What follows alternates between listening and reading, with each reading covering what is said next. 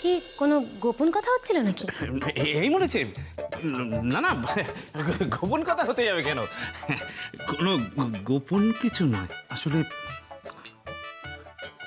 কেয়া খুব জেদ ধরেছে, এবার ওকে বিয়ে করতেই হবে, তাই স্যারের থেকে ছুটি চাইছিলাম। এই তো খুব ভালো খবর। কেয়াকে আমার তরফ থেকে অভিনন্দন জানিয়ে দেবেন, আমি পরে ফোন করে দেবো। কি ফোন করবেন মানে? কেয়ার সঙ্গে তো আপনাকে যেতে হবে। কোথায়? বেনারসি কিনতে। ও খুব করে রিকোয়েস্ট করেছে যে আপনি যদি ওর সঙ্গে বেনারসিটা কিনতে যাবেন।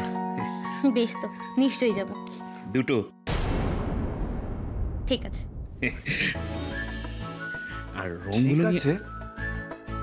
তুমি তুমি রাজি? রাজি কিসে? ওই যে দুটো বেনারসি কিনতে হবে, একটা কেয়ার জন্য আর একটা তোমার জন্য। আমার জন্য? আমার জন্য মানে? স্যার স্যার বলছিলাম ওই 3 মাস ছুটি, আর আমি এখন আসছি স্যার। ভালো থাকবেন। 3 মাসের ব্যাপারটা নিয়ে আমি ফোন করছি গণেশ। আমার জন্য কেন? তুমি বিয়ে করতে চাইছো তাই। থ্যাংক ইউ কথা, থ্যাংক ইউ সো মাচ। হাত ছাড়ো। বিয়ে হঠাৎ? এরকম বিয়ে বললে বিয়ে করা যায় নাকি? এ কি ও ছড়ি তোর বিয়ে নাকি এরকম ব্যাপার? কিন্তু কথা, সবচেয়ে বড় কথা হলো বিয়ের প্রশ্নটা উঠছেই বা কি করে?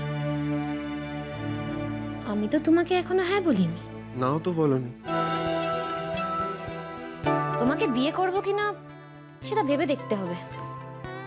তোজোর পায়ে লাগাতে যা প্যানিক করলে। সে কথা কথা তুমি জানো আমি তোজোর বিষয়ে একটু বেশি কেয়ারিং, তাই আমার বিষয় হলে কিন্তু প্রবলেম হয়ে যাবে। তোমার ব্যাপার স্যাপার বুঝি না। বিয়ের ডেট ঠিক নেই, পাত্রী ঠিক নেই, অথচ বেনারসি কেনার তাল করে ফেললে। বাড়াবাড়িটা আর করতে চাই না।